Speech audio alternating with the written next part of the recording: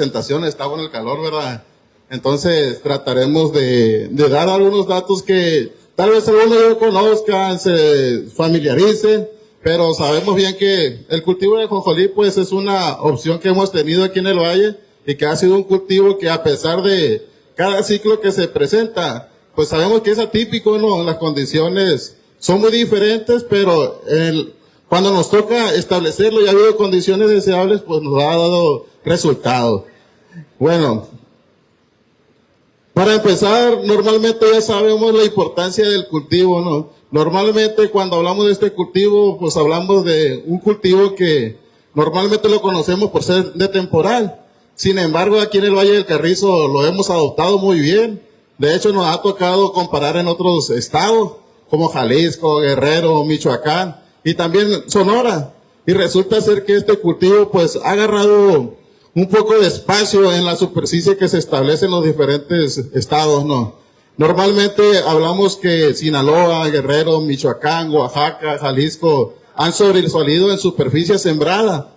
Nada más que sabemos que el cambio climático nos ha golpeado de alguna manera y la disminución de superficie se ha visto en nuestro valle. Pero, ¿qué ha pasado?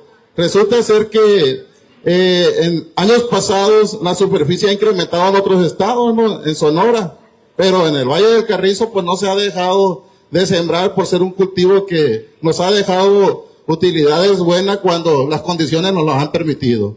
En este caso, pues en el Valle del Carrizo sabemos que se establecen diferentes zonas, sabemos que los microclimas que hay aquí en el Valle del Carrizo son muy diversos y a veces eso nos permite tener diferentes métodos de control en cuanto a problemáticas que se presentan. Tal es el caso que nosotros queremos por parte de la empresa que sepan cuáles son esas etapas donde podemos hacer alguna actividad que diferencie para tener una mejor producción, ¿no? Entonces, esta charla va enfocada a reconocer lo que viene siendo el manejo del cultivo en sus diferentes etapas. Normalmente aquí en el Valle del Carrizo pues sabemos que hemos tenido siembras en seco, siembras sobre humedad. Sin embargo, nos han permitido sacar el ajonjolí muy bien, ¿no? Aquí tenemos unas imágenes de cómo el cultivo lo podemos ver en desarrollo. Normalmente cuando hablamos del ajonjolí, hablamos de etapas críticas o etapas donde tenemos que estar presentes. Y de la mano de la asesoría, ¿no? ¿Por qué? Porque ha sido un cultivo que lo hemos adoptado, pero también le vamos aprendiendo con el paso de los años. Normalmente este cultivo, ya sea en variedades de corte y moneo o de tría directa, tenemos un periodo que alcanza entre los 40 y 50 días cuando empieza la floración más activa y el desarrollo vegetativo. Sin embargo, el cultivo después de que llega a esa etapa de 35, 45, 50 días, no deja de florear. ¿Por qué no deja de florear? Porque va formando las cajillas, ¿no? Recordemos que entre más cajillas tengamos en la base del tallo, pues obviamente vamos a tener mayor número de granos. Y hay un dato empírico que muchos productores en diferentes zonas nos han permitido definir qué tanto nos puede dar el ajonjolí, qué tanto nos va a rendir.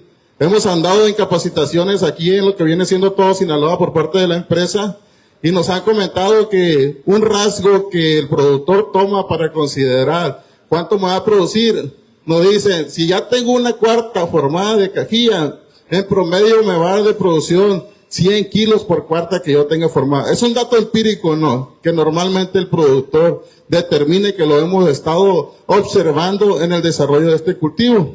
Entonces, estas etapas que nosotros miramos, vemos y conocemos del cultivo son importantes. ¿Por qué? Porque tenemos que saber qué vamos a hacer en el caso de algunas variedades. Por ejemplo, en el caso de las variedades de corte y moneo, sabemos que son un poco más breves que las de trilla directa. Entonces, la cosecha de trilla directa podemos andar entre los 120, 130. Ya va a variar de acuerdo a las temperaturas la etapa de cosecha. Pero uno de los principales problemas que tenemos con este tipo de variedades es que no tenemos mano de obra para cortar y monearlo. Entonces, por eso se vinieron las variedades de trilla directa.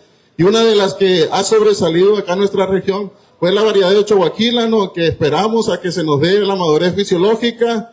Llega un momento donde determinamos si hacemos una aplicación de un herbicida y esperamos el tiempo oportuno para poder cosecharla. Entonces, todas estas etapas que se muestran acá son las que pasa el cultivo de ajonjolí durante el desarrollo. Y lo que tenemos que saber es a veces cómo lo vamos a hacer, cómo lo vamos a sembrar. Ahorita aquí en el valle ya hay algunas zonas donde hay productores que están sembrando en seco, así sobre la paja. ¿Qué ha pasado? Pues resulta que la preparación del terreno en algunos de los casos, cuando los ciclos nos lo han permitido, realizamos de 1 a 2, 3 rastreos. Pero cuando hacemos agricultura regenerativa en esto de los casos, pues realizamos siembras sobre las ocas anteriores. ¿Qué ha pasado? Sembramos sobre la soca de trigo, sembramos sobre la soca de cártamo, sobre un costado, y nos ha tocado que la preparación del terreno se ha disminuido, ¿no? Entonces, al disminuir la preparación del terreno, disminuimos los costos de producción y pues la utilidad va a ser más grande, ¿no? El método de siembra de este cultivo y la fecha de siembra, pues ya depende de la zona y depende de la maquinaria con la que contemos. Normalmente se recomienda sembrar a una profundidad de 5 centímetros cuando sembramos sobre humedad. Sabemos que cuando sembramos en seco la semilla tiene que ir muy superficialmente, hablando de 1 a 3 centímetros, y normalmente la fecha de siembra que nos han dado los mejores resultados acá en el valle tenemos a junio y a julio, ¿no? Sin embargo, también es importante mencionarles que se han sembrado en mayo aquí en el valle y nos han dado resultados.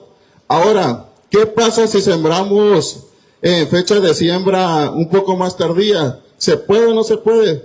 Pues resulta que hay zonas, por ejemplo, acá en la bolsa de Tosalibán, pues, se siembra un poquito más tardío, ¿no? Ya dependiendo de la zona, va a ser la fecha de siembra en la cual se establezca el cultivo, si va a permitir su desarrollo o no. Es que tenemos que conocer al fin y al cabo cómo se va a desarrollar en cada zona el cultivo.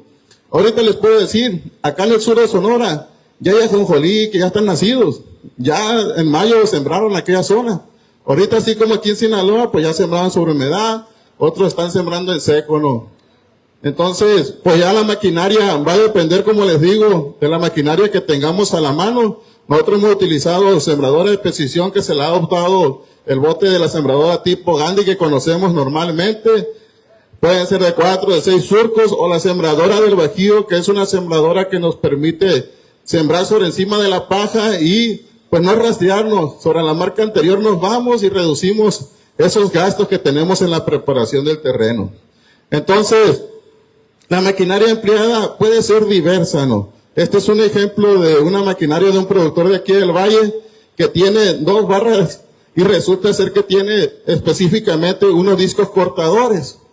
Recordemos que para sembrar sobre soca, para sembrar sobre un terreno que no esté, tal vez digamos, un poco con soca, pues resulta ser que el éxito de una labranza reducida son los discos cortadores que son los que van permitiendo que se abra el lugar donde se va a depositar la semilla.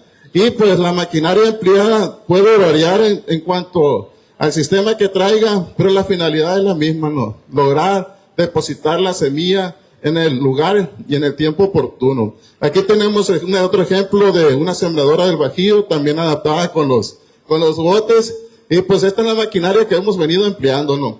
En la zona de temporal, normalmente hemos visto que... ¿Cómo? Hemos logrado dejar entre 12, 14, hasta 18 plantas. Sin embargo, hay zonas donde hasta 4 o 6 plantas por metro dejan, y pues a la ajonjolí le ha respondido. Diremos, es muy poca planta, pero ¿qué pasa? Normalmente cuando tenemos una sobrepoblación, pues hay mucha competencia, ¿no? Cuando tenemos menos plantas, resulta ser que las plantas naturalmente emiten más brazos laterales y pues obviamente se cargan también, ¿no? Entonces con esos brazos laterales que llegan a formar, compensamos esos espacios, ¿no? Lo hemos visto en el sur de Sonora, donde han logrado dejar hasta 4 o 5 plantas por metro lineal. Entonces, aquí tenemos una imagen representativa de un cultivo de ajonjolí sembrado sobre la soca del cártamo, en lo que viene siendo aquí en el valle. La fertilización. Normalmente cuando hablamos de este tema, a veces entramos en controversia y nos decimos, es bueno fertilizarlo, es malo fertilizarlo. Y resulta ser que, pues, como todo organismo, ¿no?, requiere un proceso alimenticio donde va a requerir ciertos elementos para que la planta responda. Entonces, por ahí la literatura nos comenta que entre entre 40 a 60 unidades de nitrógeno que nosotros aportemos al cultivo son bastas para poder sacar un cultivo de manera eficiente, ¿no? Entonces, esta cantidad pues la alcanzamos aplicando 100 kilogramos de lo que viene siendo urea. Nada más que tenemos que comentarle que por ya experiencia nos ha tocado ver que si fertilizamos una ajonjolí desde muy temprano, años pasados nos ha tocado ver que la planta se ha concentrado en crecer, en desarrollar vegetativamente, y la recomendación nosotros la hacemos es aplicarla en una abierta de surco ya que tenga la planta bien formada, ¿no? ¿Para qué? Para que cuando llegue el proceso de floración y de formación de cajilla, la planta se concentre más que nada en eso, ¿no? Porque al fin y al cabo lo que queremos son cajillas por lo que viene siendo todos los brazos laterales o el brazo principal o el tallo principal de la planta. Entonces, uno de los problemas principales que desde que este cultivo se ha empezado a sembrar acá en el valle ha sido el problema de malezas, ¿no? El problema de malezas ha sido un dolor de cabeza que a veces constantemente pues se nos presenta, ¿no? Año tras año. Pero pues tenemos la fortuna que con el paso de los años, aquí en la empresa, con la ayuda de unos colaboradores, hemos buscado solucionar ese problema y tal es el caso de que ya tenemos o ya aplicamos aquí en el valle y en otras zonas herbicidas específicos para ese tipo de malezas, ¿no? Y pues esas evaluaciones nos las hemos tenido que hacer en diferentes lotes aquí en el valle para ver la respuesta de ese tipo de herbicidas en el caso de malezas hojas anchas, ¿no? Que es uno de los principales dolores de cabeza de la ajonjolí. Y más hablando del meloncillo, ¿no? Sabemos que es una planta trepadora que cuando se nos coloca en la planta, pues obviamente ha sido una de las malezas sobresalientes en este cultivo. En las labores culturales, pues sabemos que normalmente cuando se viene el problema si no aplicamos herbicida desde una etapa temprana, podemos hacer algunos cultivos, mover la tierra. El mover la tierra nos permite también oxigenar las raíces, que haya un crecimiento del cultivo, un mejor desarrollo y que tengamos más sanos los lotes. En el caso de la imagen de un costado, acá tenemos una imagen de un productor de acá, conocido acá del valle, Don Barta. Esta imagen es uno de los lotes que tenía usted, la que tiene a un costado. En una ocasión ya nos tocó también con él sembrar en agricultura conservación. Tenemos la soca, pues obviamente ahí no necesitamos, o no se puede, digamos, meter el equipo de cultivo. ¿Por qué? Porque esa cobertura nos permite proteger a lo que viene siendo el fondo del surco y que las malezas pues no sean un problema, ¿no? Tenemos que buscar la manera de cómo evitar esos gastos excesivos a veces para tratar de tener un cultivo con mejor utilidad, que al fin y al cabo es lo que queremos. Entonces, como les decía, ya hemos trabajado en evaluaciones de algunos herbicidas, hemos tenido resultados. Antes nos esperábamos a que la planta tuviera entre 30 a 40 centímetros para poder aplicar. Ahorita ya con una planta entre 15 a 20 centímetros ya podemos aplicar una dosis de herbicida más baja y podemos tener resultados satisfactorios. Entonces, eso es parte del trabajo que hemos tenido en este cultivo. Y pues, uno de los constantes problemas que tenemos también son las plagas, ¿no? Las plagas en este caso y en este cultivo predominan por regiones. A veces los problemas son unos aquí, en otros estados son otros, ¿no? Tal es el caso que aquí en Sonora nos ha tocado ver aplicaciones para gusano del cuerno, que es una plaga que defolia la planta. Sin embargo, aquí el principal problema que tenemos en el valle y en la mayoría de las regiones es el gusano telarañero, ¿no? Es una de las principales plagas o dolores de cabeza que tenemos del cultivo de la ajonjolí. Estas son imágenes de ciclos pasados, donde mostramos que el principal síntoma característico es que la hoja se enrosca y forma una telaraña, de ahí viene el nombre. Entonces la larvita es la que se empieza a alimentar de las hojas, pero llega a un punto donde si coincide con la etapa de floración y formación de cajillas, el daño puede ser más grave. Entonces, este cultivo por el gusano telarañero puede tener hasta un 50-80% de daño en la producción por la plaga principal. Enfermedades también tenemos, ¿no?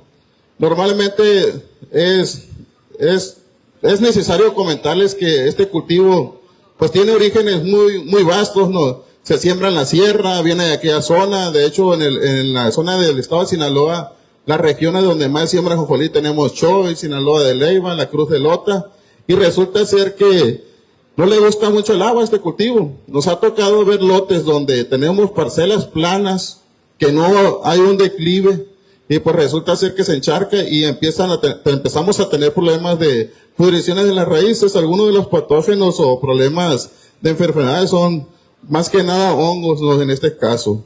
Nos ha tocado ver que cuando llueve mucho también se pueden venir problemas de algunas bacterias. Sin embargo, con la aplicación de algunos fungicidas ya evitamos ese detalle, ¿no?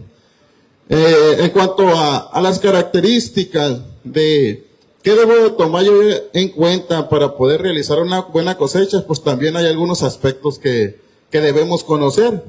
¿Cuáles son esos aspectos? Saber las características de la variedad, cómo se comporta la variedad, reconocer las características del suelo, revisar las condiciones climatológicas, así como conocer la madurez fisiológica, ¿no? A veces decimos, no, pues la variedad de corte y moneda a los 95 días ya los puedo cortar, la de tría directa a la mejor a los 100 días, a los 105 días ya empieza a caerse la hoja. Esos son indicios de que la planta ya está entrando en un proceso de madurez. ¿Y qué debo yo considerar para decir la planta ya está llegando o cumpliendo su ciclo? Normalmente la planta se torna amarilla. Entre el 50 y el 70% se cae el follaje, se empieza a caer. Y las cápsulas del primer y segundo tercio empiezan a cambiar de un color verde intenso a un color verde pálido. Y la floración está presente, pero es casi nula. Entonces, la semilla del grano en esa etapa de madurez fisiológica anda alrededor de un 15 a un 17% de humedad. Normalmente cuando lo trillamos, la ajonjolí va a andar entre un 6-7% de humedad. Entonces, ¿qué quiere decir esto? Que todavía nos faltan algunos días para poder trillar lo que viene siendo la variedad. Aquí se muestran una imagen representativa de cómo se mira el proceso de cuando inicia la madurez. A veces en las variedades de trilla directa es importante conocer esto porque cuando sembramos tarde, si el cultivo por X o Y está retardándose un poco, pues podemos hacer la aplicación de un herbicida, ¿no? Para adelantar la cosecha. Nada más que debemos de contemplar eso el momento oportuno para cosechar. Y esta es una imagen representativa de cómo pasa o ocurre el proceso de maduración en la cajilla. Normalmente empezamos con las cajillas verdes, grandes, un poco abultadas, hasta que va cambiando de tonalidad y por completamente se seca, ¿no? Entonces, ese es el proceso de maduración de lo que viene siendo el cultivo de la ajonjolí. Ya para tomar en consideración la cosecha, o cuando decimos ya tenemos que cosechar, pues obviamente tenemos que tener libre la zona a cosechar, definir si se requiere el herbicida o no, hacer una aplicación oportuna también, determinar la humedad del grano y saber con cuánto nos van a recibir en la bodega el grano, ¿no? Entonces, conociendo estas características, nosotros podemos definir el momento oportuno de la cosecha, ¿no? Ya la cosecha en días, muchas veces lo miramos en día y lo vemos reflejado de acuerdo a la variedad.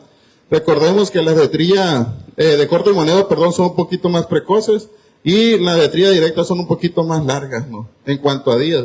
Pero la cosecha normalmente ya sabemos que se hacen con la trilladora convencional, podemos meterle lo que viene siendo el banco triguero normalmente. En algunas máquinas se les pone una tela por abajo, ya sabemos, para evitar que se pierda el grano. Ciertas consideraciones son importantes porque al fin y al cabo queremos recolectar la mayor cantidad del grano. Entonces, esas características hay que tomarlos en cuenta. Y una de las preguntas que actualmente en la empresa hemos logrado y que nos hemos preguntado, ¿qué se ha logrado con el ajonjolí acá en el Valle del Carrizo, en Sinaloa? Ya después de varios años que hemos estado trabajando, ¿no? Normalmente, pues hemos logrado muchas cosas, ¿no? Ahorita se están evaluando algunas variedades nuevas que posiblemente se van a establecer. Entonces, en ajonjolí actualmente estamos entrando también de lleno con agricultura regenerativa. Recordemos que la agricultura regenerativa busca enmendar, lograr, tratar de tener un suelo más fértil, tener una mejor estructura del suelo, pero aparte de eso, contaminar menos lo que viene siendo el suelo, el agua, el aire, ¿no? Y es por eso que en ciertos lotes, ciertas parcelas, hemos logrado adoptar la siembra de lo que viene siendo de conservación. Entonces, esto se logra con el uso de maquinaria especializada, teniendo capacitaciones y, por qué no decirlo, teniendo también o logrando buenas cosechas, ¿no? Porque me imagino que una de las preguntas que tendrán muchos productores, ¿cuál es la ventaja de que yo siembre en agricultura de conservación y en agricultura convencional? Pues la ventaja se mira reflejada en números, ¿no? ¿Por qué? Porque nada más con sembrar con la sembradora del Bajío, que tengan los discos cortadores y no rastrear, nos ahorramos entre 4,000 pesos por hectárea, ¿no? Ha pasado aquí en el valle que se le han dado 1, 2, 3, 4, hasta 5 rastreos a un lote, ¿no? ¿Por qué? Porque la paja es bastante. En el caso de la agricultura de conservación, por lo que hacemos nada más adaptar los discos, acondicionar la sembradora, sembramos por un lado y logramos siembras lo que vienen siendo satisfactorias, ¿no? Pero reducimos costos de producción, que al fin y al cabo se ven reflejados a lo último cuando cosechamos. Entonces, otra de las estrategias que normalmente venimos haciendo en la agricultura regenerativa, acá por parte de la empresa, es promover el uso de organismos benéficos, biológicos, como las micorrizas, como los tricodermas, porque aparte de no ser caros, nos ayudan a que el suelo esté más sano, ¿no? Tengamos menos problemas de enfermedades, y pues obviamente nos benefician en un mejor desarrollo del cultivo, ¿no? Entonces, así como esto, pues también hemos rotado cultivos. De hecho, la rotación de cultivo en agricultura regenerativa es una de las estrategias más utilizadas. Hemos sembrado sobre paja de trigo, sobre soca de lo que viene siendo cártamo. En el caso de después de cultivo de frijol, ya ven que hemos tenido frijol en los ciclos pasados y nos ha permitido tener una buena rotación de cultivo, ¿no? Entonces, aquí tenemos un ejemplo clave, miren. Este es un instrumento que se utiliza para comparar lo que viene siendo una siembra convencional contra una siembra en labranza de conservación.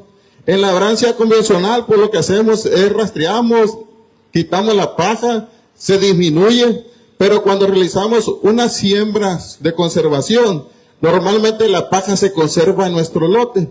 ¿Qué permite la paja, soca o gavía como la conocemos? Tener menor erosión del suelo. Cuando tenemos un suelo descubierto por la acción del aire, por la acción de las lluvias, se va erosionando.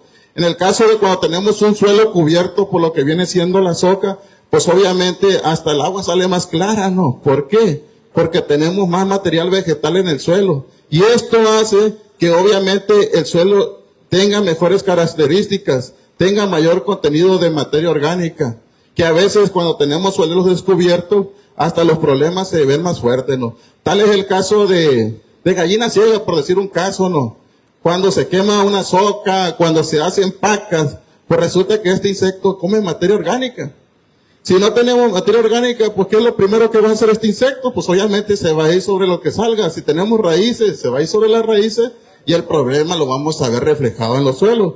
Entonces, este tipo de técnicas que parecen sencillas, pues son muy beneficiosas, ¿no?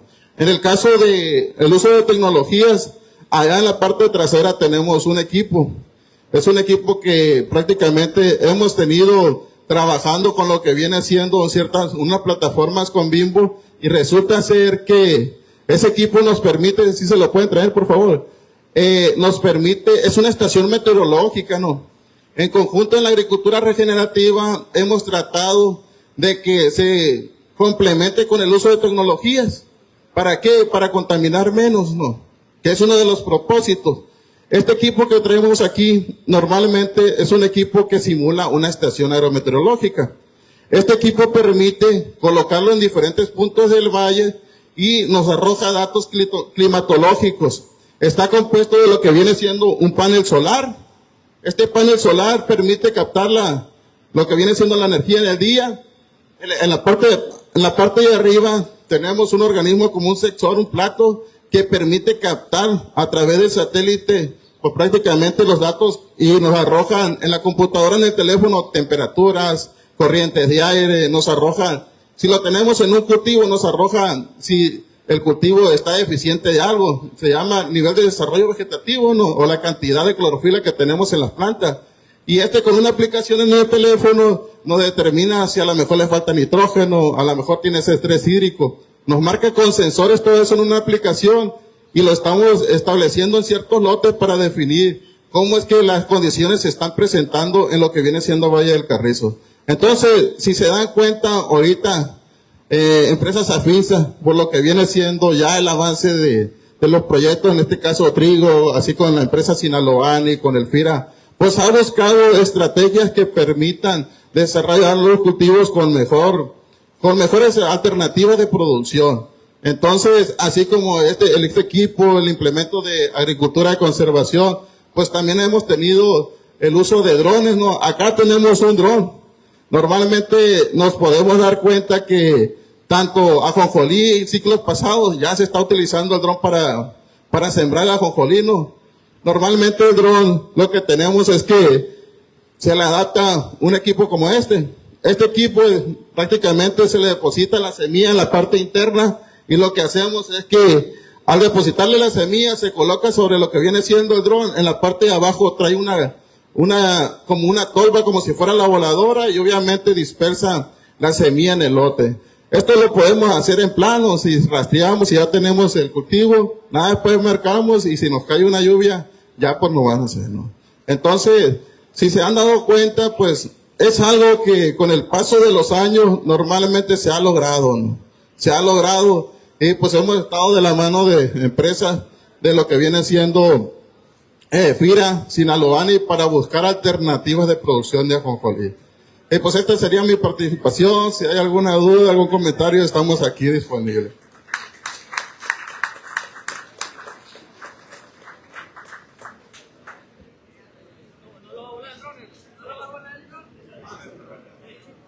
El muchacho va a simular lo que viene siendo el dron. Oye, ingeniero, maestro, que nos platicara nada más. He sabido que se dice cuando, por ejemplo, cuando hay problemas de hongos, es bueno rotar los predios donde se establece el cultivo. ¿Esto es si han presentado problemas o es positivo estar rotando el predio si tienen posibilidad?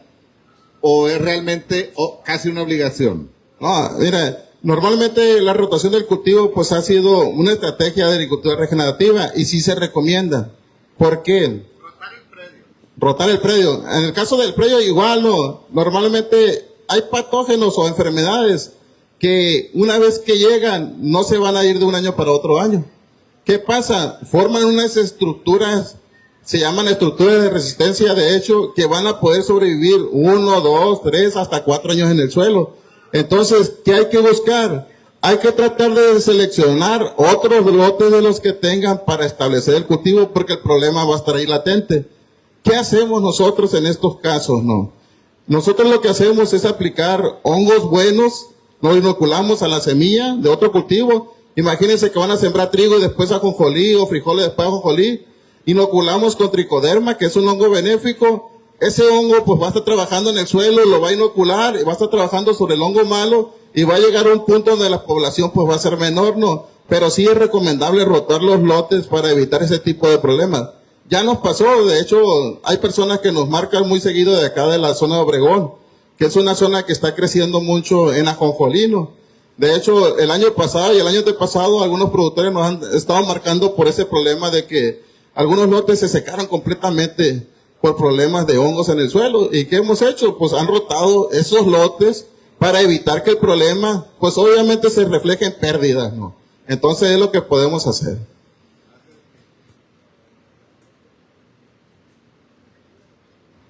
No sé si hay dudas, comentarios. Yo nomás comentarles, otra de las partes, aparte de la siembra de la ajonjolí, de lo que se ha venido promoviendo el dron, o la siembra de semillas con dron, es para cultivos de cobertura. Ahí yo creo que el INGE me puede apoyar más. Se promueve mucho en la agricultura regenerativa aventar semilla de sesbania, que prácticamente no tiene costo.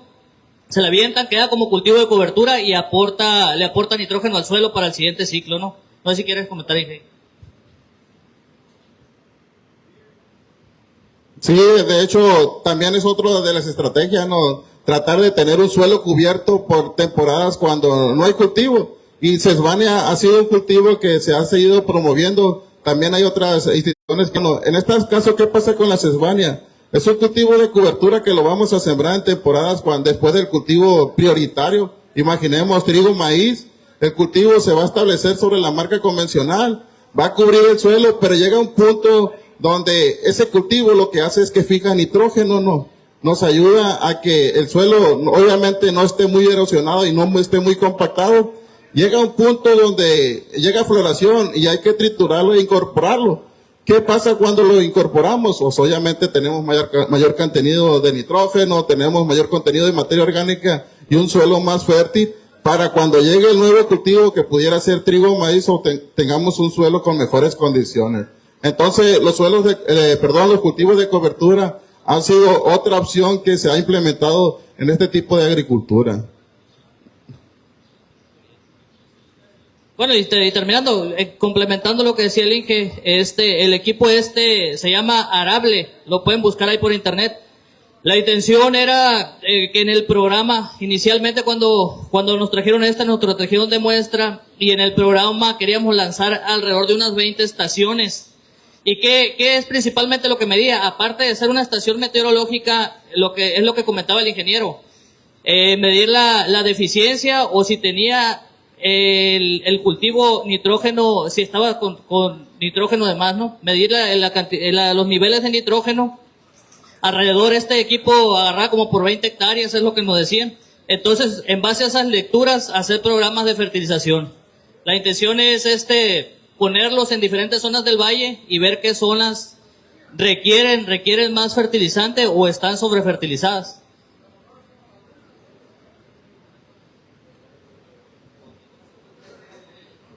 Si no hay algo... sí.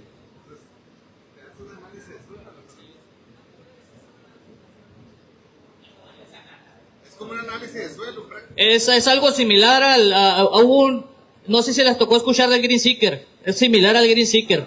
Trae sensores y en base a esos sensores y en base a lo que decía el ingeniero, yo no lo entiendo tanto, la verdad. Pero en base a esos sensores te mide, en base al verdor te mide la cantidad de nitrógeno en la planta, ¿no? Entonces, nos decían que servía alrededor para 20 hectáreas y estamos en ese proyecto de ver si el equipo es viable, pues lanzar ahí una serie de estaciones. Para el follaje, pues. Sí, mira, respecto a los herbicidas, ¿qué herbicida aplicarías?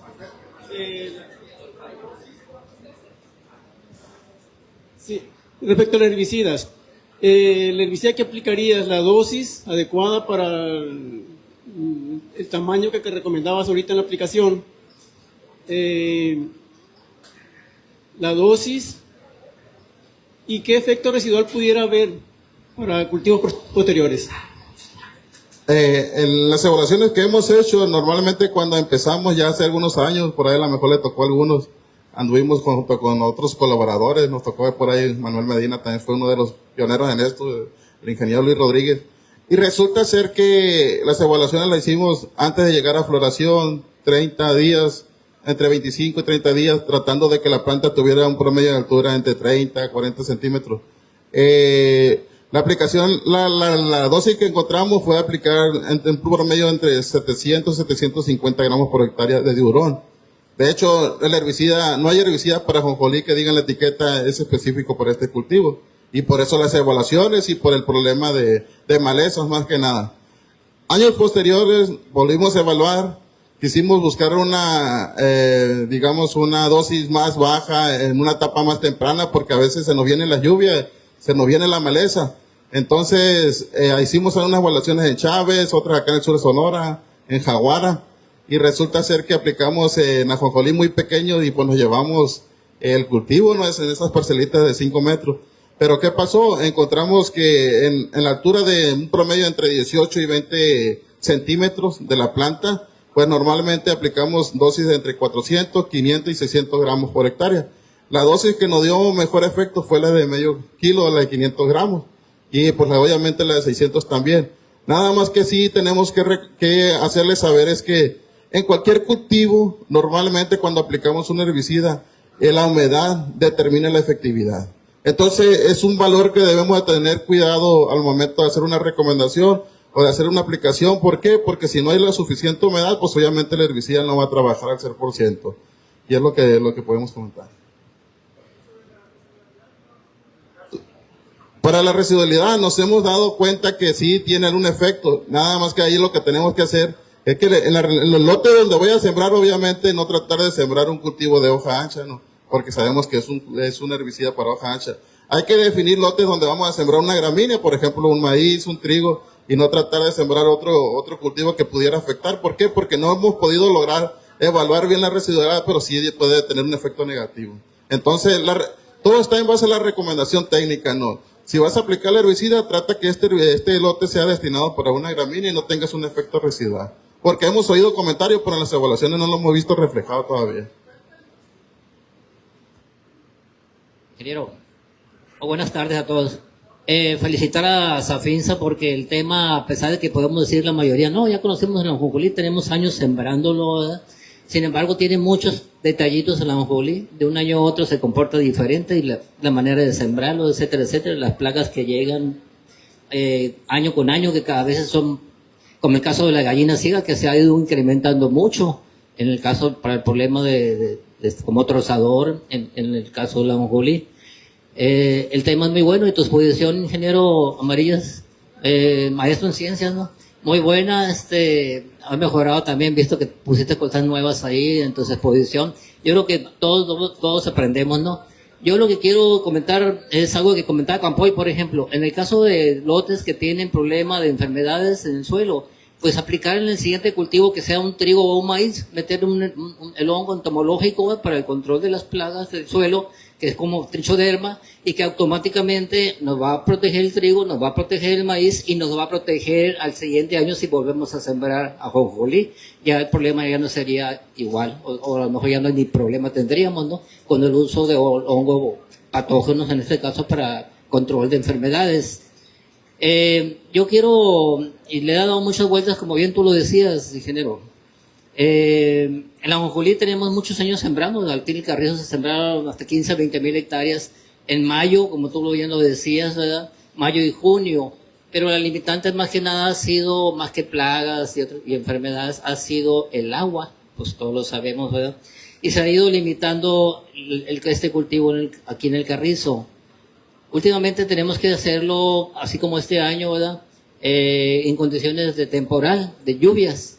Y si se nos dificulta, si después de un trigo con azúcar, trabajarlos y todo, desgraciadamente, y aprovecho, ¿verdad?, para comentar que está quemando socas mucha gente está quemando los lotes donde van a sembrar un ajonjolí. Tenemos bien detectadas cuáles son las áreas, ciertas áreas en Jaguara, ciertas áreas en Tepic, ciertas áreas del Emilio Ruiz, atrás para los Bacorewis. Son lotes que recurrentemente cada año queman.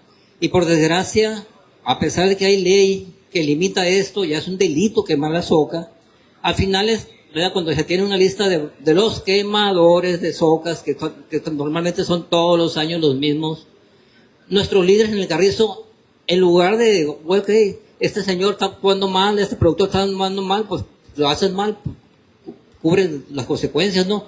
Van y hablan entre el ayuntamiento, las autoridades, para que les quiten las multas que incurrieron esos productores.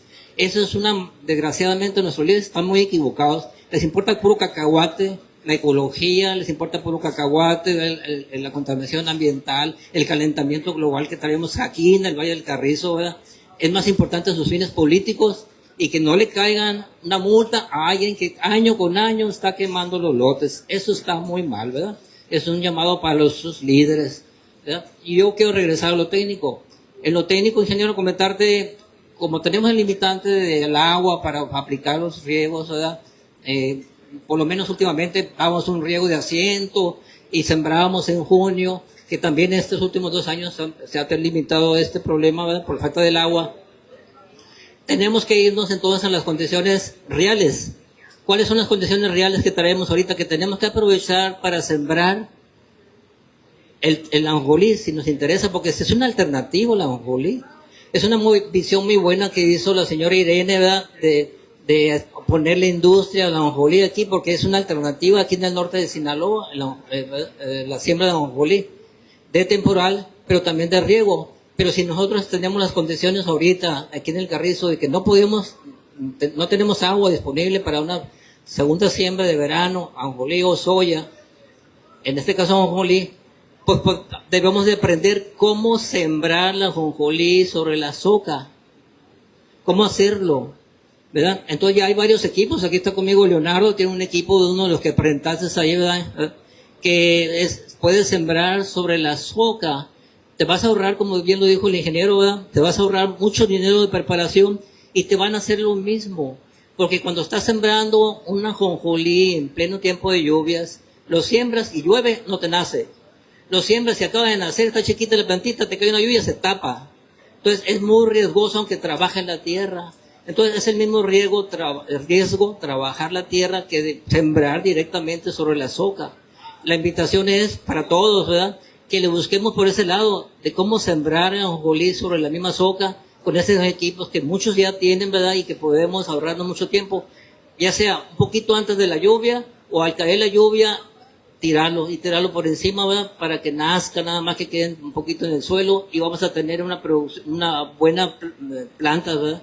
Como bien dice el ingeniero, aunque no nos nace todo el 100% de la planta que tiremos, esa semilla que tiremos para que nazca ahí sobre la soca, con 10 plantas por metro lineal que tengamos, vamos a tener una ajonjolí que se va a cerrar perfectamente bien, ¿verdad? Entonces, una invitación, ingeniero Chicote, no sé si te puede apoyar Safinsa, en el sentido de que